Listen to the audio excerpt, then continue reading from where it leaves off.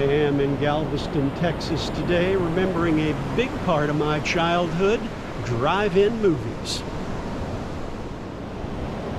You see, Galveston was home to the first drive-in movie in the state of Texas and the third drive-in movie in the entire United States. And I'm going to show it to you in just a moment.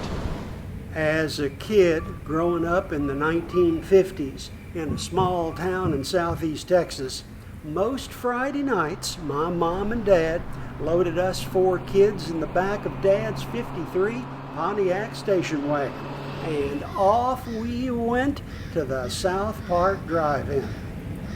Usually, us kids roamed around the parking lot, not a care or fear in the world. It was a different time back then. Then we fiddled with the speakers, and then we wished we had money for the snack bar.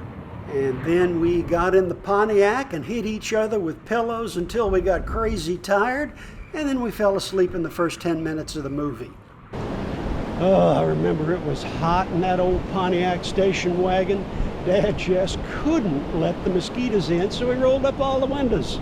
But back in the 50s, there was a secret weapon against mosquitoes, the DDT spraying truck that went up and down the aisles of the drive-in. And the best part was chasing the fog man and his funny smelling fumes. Hey, who knew? Yeah, drive-in movies were a part of my life, part of a lot of other folks' lives, as there were over 4,000 drive-ins at one time in the United States. Now they're down probably under 300. Let's take a look at the third drive-in in the United States, the first in the great state of Texas. It's right here in Galveston, and you're looking at where it used to be. Here's the backstory. Houston architect Louis Josserand developed the first Texas drive-in back in 1934. Josserand chose a Galveston beach near the intersection of 6th Street and SEAWALL Boulevard and built his drive-in at a cost of $1,500. The drive-in short reel theater opened on July 5th, 1934, showed movies 7 days a week, 25 cents a car. The screen was placed near the Gulf of Mexico, forcing visitors to face their cars toward the Gulf. Behind the screen, a speaker system was installed, and if you're thinking there were problems with this, you were probably right. The blowing wind, the sand, and the high tides must have wreaked havoc on this first drive-in.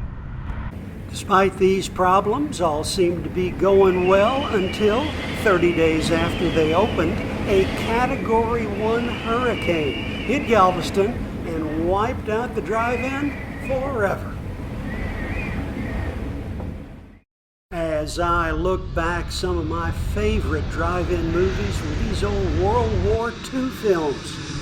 But the one I remember best is this one. I saw it with a bunch of my dopey high school friends. I wonder why a bunch of teenagers would go see a movie about a naked jungle goddess. If you have similar memories of drive-ins, hit the like button, subscribe, and let's hear about your memories down below.